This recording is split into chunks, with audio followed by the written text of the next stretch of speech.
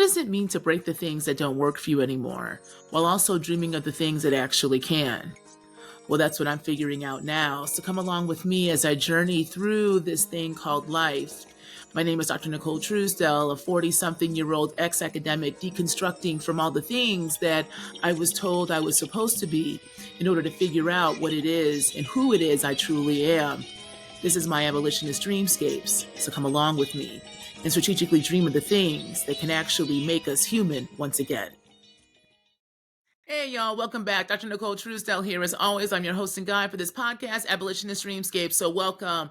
All right, y'all, it's episode 23. Now, I know it's been a little bit of a break between episode 22 and 23. I'm a little bit off course, but I'm going to explain why in this episode, because it's just you and me this time. All right, so it's going to be just me giving you a kind of rundown of what's going on, some events that I'm doing coming up, and also where I'm going, because it's been a hell of a past few months, both personally, but also collectively, both in the United States, but all over the damn world, right? And so at this time, especially as we are at the top of December, we are ending a calendar year, beginning another calendar year, but we're still in the middle of winter, yet we're going to have this inauguration coming up, right? There's a lot of uncertainty in the air. There's a lot of kind of chaotic energy in the air. And I think that is sometimes the time that we need to take a step back and figure out where our calm is in that chaos. Where is our center? Where is our grounding? And that's what I've been doing essentially off and on the past few months, is really finding and figuring out where my feet are. Can I feel my feet? Can I make sure that I am grounding into the materiality of my existence? Because it is so easy to move up to the head, to move up into the air, right? To disassociate, to disconnect. That right now it is more important than ever to really ground, to really feel, and to really believe. And sometimes you need time, right? Shit happens. And when you start to feel, the feels be feeling, and that can put you down. And so for me, I've been really honoring that process, because the last few months have been processing grief. So I'm going to get to that in a minute. But before I begin, I want to let y'all know about a couple of things coming up with me. So on this Sunday, December 8th, I'm actually hosting my first in-person sound incubator, and I'm really excited. So I'm working with my friend Forrest Brooks, who's been on here before, for our sip-in chats, and we created this collective called the Maroon Collective, in which we are playing with the music, the soundscapes, and the landscapes as a way for us to really bring our dreams into reality, with music and facilitation along with it.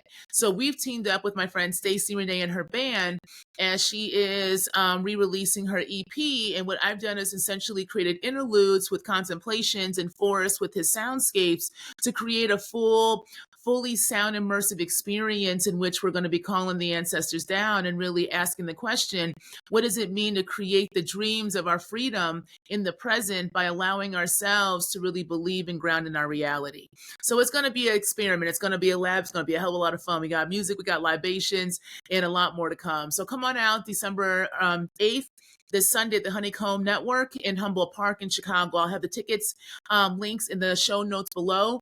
And you can also purchase tickets at the door. Okay, so come on out and support your girl. If you like my shit online, wait till you see me in public. Or in person. All right. I also do this. I also host dream incubators on my Patreon, y'all, once a month. And I started doing this about 2 months ago, and I love it. So if you're at the landscape tier and higher, what I do is I create a theme. And around that theme, I have an original contemplation or two that I introduced the session with. And then I've created an original playlist, because I'm learning how to DJ. If you listen to me on various platforms, you know this has been a long time coming. So it's been slow moving, but I am learning how to DJ. Got my controller, learning how to do the mixing, building those crates. So I created an original playlist, and help us go into the dreamscapes. The playlist itself, is a theme to get us into the story making, to open up and bring down that creative energy. Folks then create for an hour, and then the last half hour we share out.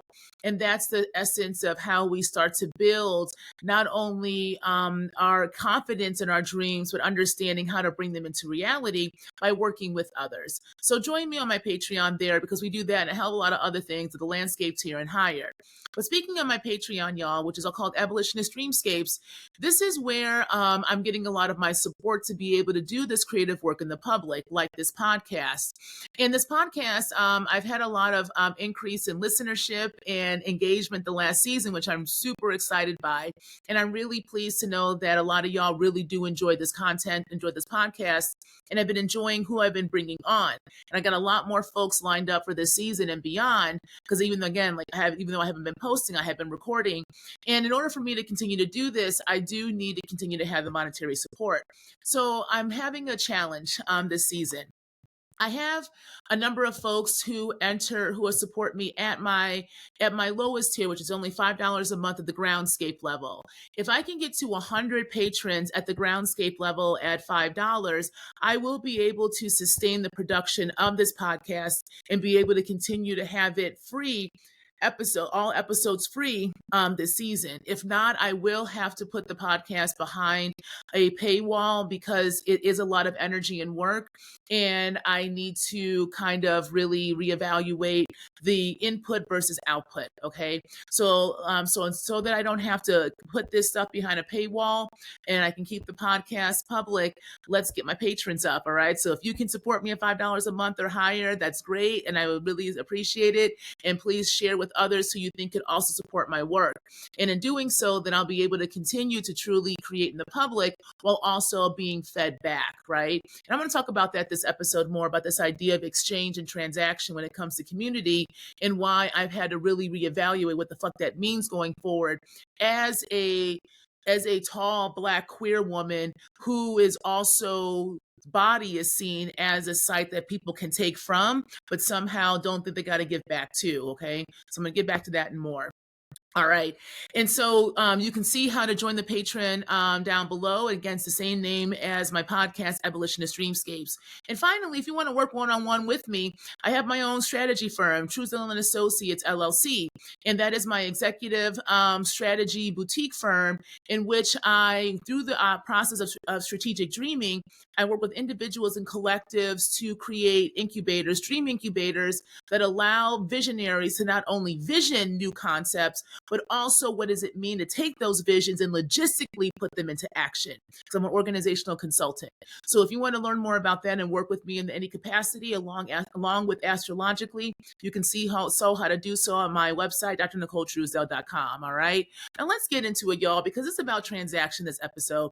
Transaction and exchange. Now, some of y'all are going to get mad at me when I say this, but solidarity is transactional, and we need to bring back contracts and transactions if we're going to have any kind of real solidarity and coalition building going forward in any capacity.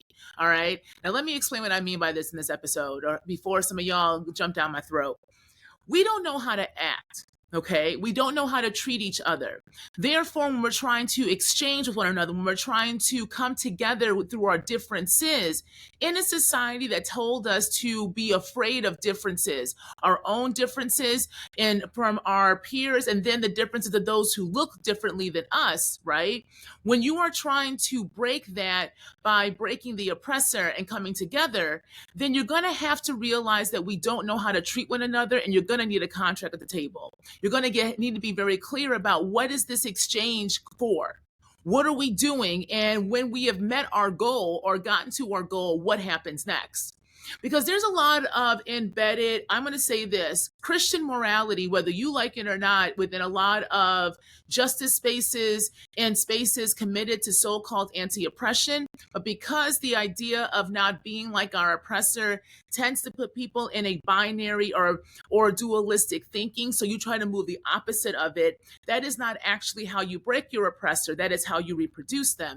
You have to actually go internal. You have to do the kind of what people call shadow work, but really it's the self-reflective work to figure out how that oppressive system, that oppressor, that ideology, that logic has sat within you, and how then that has allowed it to reproduce in one way, shape, or form in the actual structures that we are in. This is the idea of the individual and structure are always having a conversation. Are always having a conversation, right? We have to then find the conversation within us to break that individual and come back into the self. right? That's a process, y'all. It ain't going to happen one time. It ain't going to happen through a journaling session. It's going to happen through a continuous breaking and remaking, a continuous grieving process, a continuous understanding that you have to find your humanity in order to be free of the dehumanization that we have all been facing. And since the dehumanization we have been taught is through the lens of racial capitalism, okay, in the West, and especially in the US, when you are saying you want to be in solidarity or coalition with another group that is different than you, in whatever capacity that is, and that difference is mitigated through the constructs of that racial capitalism, which is going to be race, gender, class, sexuality, religious affiliation, all of that shit together, okay?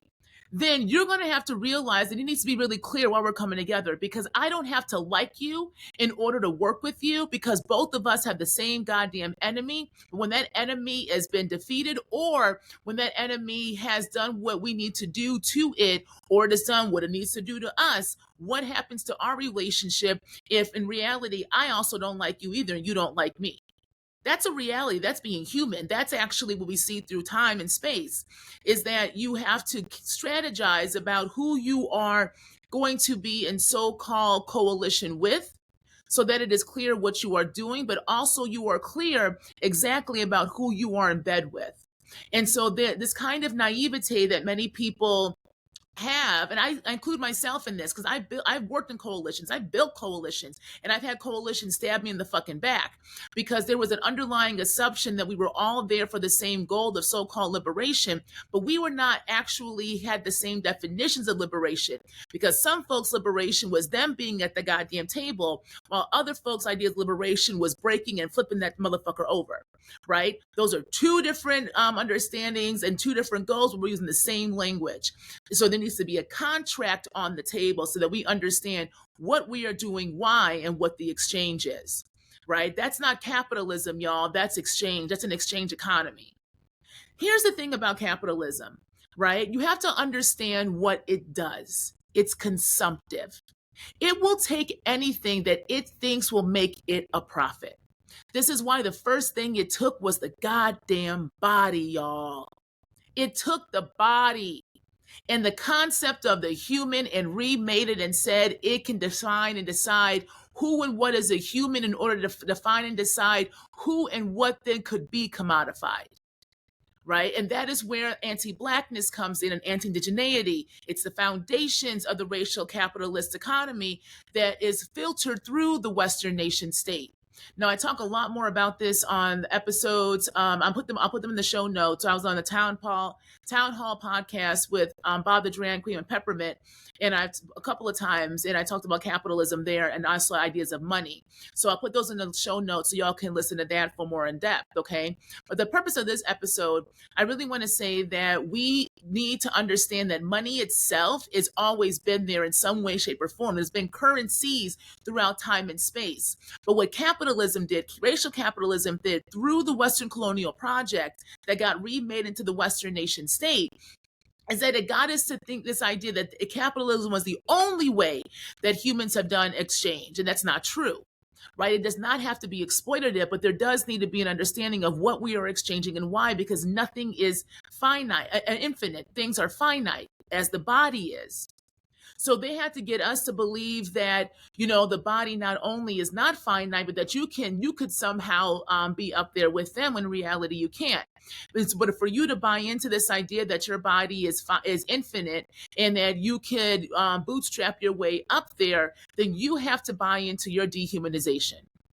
Once you buy into your dehumanization, it is very easy to dehumanize others, because we are all groomed and conditioned to see ourselves through these racial capitalist projects. It is what we call identity, and those identities are put upon our bodies, and we are told to perform the scripts to those identities, and then we are shown and told how others should perform those scripts, right?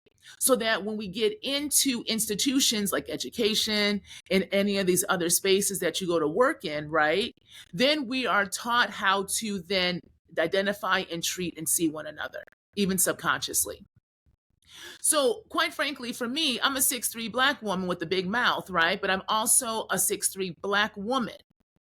In the racial capitalist system, I am seen as a site of commodification of a labor source and reproduction. I have a kid too, so I'm also a mother. So I have quote unquote done my job for the state. I have produced a new body to be a new worker in the economy, right? But also because my body is seen and is also hyper masculinized, even though I'm a very feminine woman, that I'm also seen as a site that can take on a lot of labor. And goddamn, you know who worked my ass, y'all? It wasn't just institutions of higher ed. It was also folks that looked like me saying they were committed to the same justice as me, but didn't want to fucking pay me. But they would go ahead and extract my intellect and extract my knowledge and extract my experiences. Because I'm a praxis-based scholar. I'm not just telling you some theoretical bullshit. I'm telling you the theory because I've also tried to do the shit, and then I'm explaining how in my location that shit worked or didn't work. And then how we come back into the theoretical conversation to see how we then really start to work with creating new worlds, right? That's praxis. But there's a way that when I would give that, right, to organizations, they would take it freely, but they would always end up going with the cheaper option or, quite frankly, the less radical option, the more palatable option. And so, but in that, I'm told that I'm in community though. Oh, sis, we're in community though. Love being in community with you. That is not community to me. That is another form of institutional exploitation. And you are telling me that I am just supposed to eat air, literally, while you go ahead and feed the belly of somebody else. What the fuck does that sound like, y'all? Right? That ain't community. That ain't mutual aid. That is capitalism. That is capitalism in another font, because capitalism has to have different modalities, different ways of expressing itself to maintain. Now, capitalism ain't stupid, y'all. Now, it might be basic, it might be ignorant, it might be arrogant, but it ain't stupid. It knows how to reproduce. That is what it is good at. Right? It is good at it. And that's why it aligned with white supremacy, because white supremacy is also good at what it does. It gets you to center it at all times. It gets you to always think that it was the progenitor of everything, and it was not. It was not, but it is good at going into a location, seeing how a population's location understands and works with difference, right? So, how does a population understand conflict? What is a population's internal kind of hierarchical or hierarchy, its own kind of oppressive ways of being? What white supremacy does, it goes in and it exploits that. And it puts its flavor on it, which is always going to be violent, always going to be more binary, always going to be much more exact. And then it has us believe that whiteness was always there when it was not. It came in after and exploited what it knew it could, made a rift in it, and now it has embedded itself in it. All right. So that really explains when we're looking at even the East, what we call the East coming from the West. You cannot say that the East is replicating white supremacy. It was predates white supremacy, but white supremacy via its missionaries and via the European colonialists who needed to do trade saw and exploited what already was and put its brand of exploitation in its place. Right? So picking up on caste in India, picking up on the lighter skinned of the elites, right? In places like Japan, picking up on ethnic and tribal differences in various places. We saw it in Rwanda, right? You see the ways that whiteness knows how to exploit what is already maybe a rift or a craft or a difference, but because difference is seen as a negative, because you need to buy into this idea that there is a supremacy of humans based upon their phenotype, how they look and how they act, right? Then when you go in and you exploit that, then you reconfigure the historical context and you can then claim what is not yours. That is what white supremacy does, y'all. It's basic, but it's good at what it does. It's good at going in, taking some shit and replacing it with its own narrative. Right? So we got to take those narratives back. We got to take that shit back. So we got to take back exchange. We got to take back exchange and transaction, because the shit ain't working. It's not working. It's getting folks more and more burnt out. It's getting folks more and more jaded, and it's getting more folks more and more moving back to what they already was, because the kind of illusions and the kind of hoopla that this would be the right way is showing us it's just a different font, but the same shit. So we need to be very clear about why we're coming into contact and contract with one another, right? What is the exchange? What are parameters upon which we are engaging with?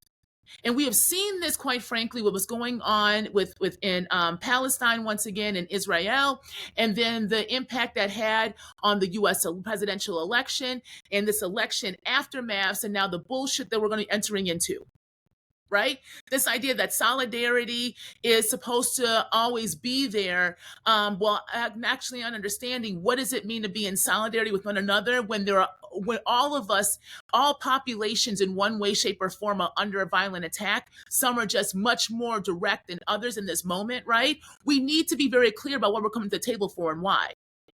And I think that's what we need to take as a lesson in this kind of chaotic times, is that the ways that we have made stagnant the 1960s, that we have made stagnant radical thought leaders, that we have made stagnant the reality of what happened to those radical leaders, is now showing up in the lack of movement in movement making that we are having in the US right now, quite frankly. It really is.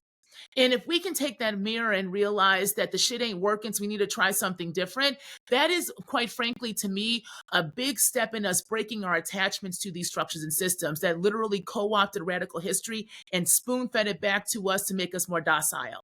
So that we are just repeating the same movements over and over again, yet not actually moving in a different direction. We're so concerned about citing the right concepts and ensuring that we understand the theoretical underpinning of these so-called radical economies that people are conjuring. Yet there is no acknowledgement that many of those thinkers are fucking dead. They're dead for a reason. It didn't fucking work that way. So if it didn't work that way, can we honor the dead? Can we honor the dead by learning from them? Can we stop extracting from the dead and actually learn from them? Can we stop creating organizations called Earthseed or whatever else that another brilliant artist, creative, created for us to give us an example, a template, an understanding that we have to dream of different ways of being, because what is going to come up, what is going to be a reality, is that the authoritarian state is coming for us, because you can predict the pattern of this, right? Can we learn and embody and stop just reproducing once again? Because that is how capitalism has got ingested and digested in us, especially the ones that it exploits the most. So let's stop exploiting ourselves, and let's have some harsh reality checks and realize nothing's wrong when things are clear. Nothing is wrong when we have a contract and we can lay down what we are doing and why, and where are the resources, and what resources are going to be at that table that we can engage with, and have the honest conversations, have the real conversations, and understand that that is what it means to be in conversation and in coalition with other human beings, because we're all fucking messy. We're all fucking complicated, and we're all trying to figure out how not to keep breaking under systems that tell us that this is what life is, and all we are doing is barely surviving. If we want to live, then we have to actually take back our life, which means we have to take back the basis of how we understand exchange and transaction, because we are killing and exploiting one another while also being exploited by the state, right? And let's be real, y'all. In the United States, we ain't got no goddamn thing to fall back on. There's no, the healthcare is crumbling. Shit, they just shot that damn CEO for United Health, right? People are tired. People are sick. And there is a way that we are being fed these types of illusions that somehow if we just wait it out, it'll get better. We've been waiting for the past 500 fucking years. Right? So what does it mean to take our time back? We got to take back these concepts, these definitions, by taking back our humanity. Because if we don't want to be dehumanized anymore, then we got to stop dehumanizing ourselves. And I learned that this summer and this fall, I refuse to be dehumanized anymore. I refuse to be told that I'm supposed to keep giving, giving, giving, and getting nothing back. I had somebody reach out to me, and I learned a hard lesson with this. You can't be nice to everybody. What I mean by that is the generosity that I'm used to giving people who I love, I cannot give to people who I do not know, right? Because that is a generosity for people who I love, because to be generous in an extractive world can also be very exploited. right? This again is, I think, the lesson of Octavia Butler in Parable of the Sower, with the kind of hyper empathy that was seen as a detriment to people, right? That those who were the babies of those who had taken that drug, and then those who had reproduced and had and given it to their offspring, right? That it was seen as a negative, that hyper empathy. But she was telling us something. It is hard to be fully human in a world that requires our dehumanization. And so to be human means to actually be empathetic and feel for one another, to be generous to each other, right? Humanity is not just rooted in extractive violence. Who the fuck told you that? Is it true? And who does that serve for us to believe that? So, but there is a reality of understanding your reality, right? Lauren knew that she also had to hide that shit, because if she did show it, she would be exploited, right? So she understood what was going on. And it still didn't deter her from not wanting to help people, right? But it also had her be very careful about who she was helping and why. Like, so this is taking that naivete off, y'all, and really getting into the reality of what it means to enact the future we say we want in the present, because the present is a fucked up crossroad one. So I had to learn, I can't necessarily be generous like I am to people I love, to those who I don't know. And I mean it this way because so then somebody put me on this email thread with other creators who I don't know personally, but have bigger profiles than I do, and was asking for all this labor, like a dead ass, asking us to help them build this whole new app and website that was going to be international, and then asked me directly to give access to my Guerrilla Resource Library that's already free online for folks to use. I already give free resources out, and then wanted me to help them build a curriculum for free, right? Never asked how I was doing, what's going on in my life, like if I had the capacity for it, really just kept emailing after I'd already given free access to things. And and then like, okay, this is no need to respond. And then after the election, had the audacity to send an email to all of us, basically saying that due to the election, because they're not in the US, due to the election, they're not interested in coming to the US or essentially working with us creators. So he'll come back to us in 4 years time. They'll come back to us in 4 years time to see what we can do. And that's when I was like, I'm done. You know what I'm saying? Like, fuck you. Like, okay. So then I blocked that person from my socials. You don't have any access to me. I hear you, boo. I hear you. I hear you. I believe you. And I'm going to act accordingly. I get an email back telling me that, wow, you blocked me. If this is how you build community, I don't know what it is. And that's when it hit me. See, you weren't trying to, we have different definitions of community. That is not community to me. I don't know you. How can you force somebody to be in community with you who you do not know, who you have not actually asked anything about? You don't even know you don't know anything about me besides the name and the persona I have given you. Right. But you are asking all of this of me. And I basically said, I believe you. I'm good, boo. No. You then showed exactly what you wanted out of me. Exploitation. But you are saying that's community. That is not community, y'all. A lot of y'all need to stop this shit. Grow up a little bit. And when I say grow up, I mean actually grow up into the reality that we are all in. We all have to grow up. We all have to grow up by coming into our bodies and growing into the materiality of our existence to get to our humanity. Because what sense does that make? Right? How is that building anything except basically keeping us in this burnt out reactive state? So we got to redefine transaction, right? We have to redefine transaction and exchange right now, because it is just been another form of capitalism that has made its way into spaces that are trying to get free. But in actuality, we're just running ourselves ragged, and there is no space to dream. There is no space to rest. And even when you say we got to dream and rest, there's always these reasons why you can't, right? Why we mustn't. But in actuality, that is what is radical. You want to be radical, y'all? Radical really is foundations. Get to the root. Do some root work. Do some root work, baby. Go to those crossroads. Lay that burdens down. Pour that libation. Get that shit out of you and get to the foundation of who you are. Get to the foundation of what you need. Get to the foundation of what and who is community around you, right? And what are the needs of that? Because that is what is going to allow us to dream. And that is where dreaming comes in, because you got to imagine that shit. You have to dare. You have to dare to think about something possible that's different than what is. That is bravery. right? And that is also fear. You have to literally work with your fear. That motherfucker better be working with you, because if it's working you, then there's no purpose and point to it. That's where the logic comes in, right? To me, it's more logical. If I'm fearful and that fear is keeping me in a spot that is constantly not allowing me to get what I say I want, then that fear is not serving a purpose for me. But if I can work with that fear because it is an unknown and it is telling me that, okay, I don't know this, but what I have known has not worked for me. So I got to go to the unknown, right? What did old girl say? Into the unknown. I got a 10-year-old, y'all, all the songs, right? So we have to learn how to work with our emotions.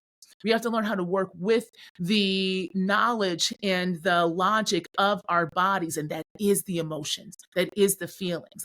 They are telling us something. And what for years it was telling me was that I felt like I was being exploited. But then I felt like I had no space to say that, because this is what liberation looked like, until I finally believed my reality and said, fuck this. None of this is liberatory to me. I feel like I'm in a goddamn hellscape. And it's not my hell. So if I don't believe in hell and this ain't my hell, then why the fuck am I here? Right? To me, it wasn't, it was a logic, because if I stayed, my body was breaking.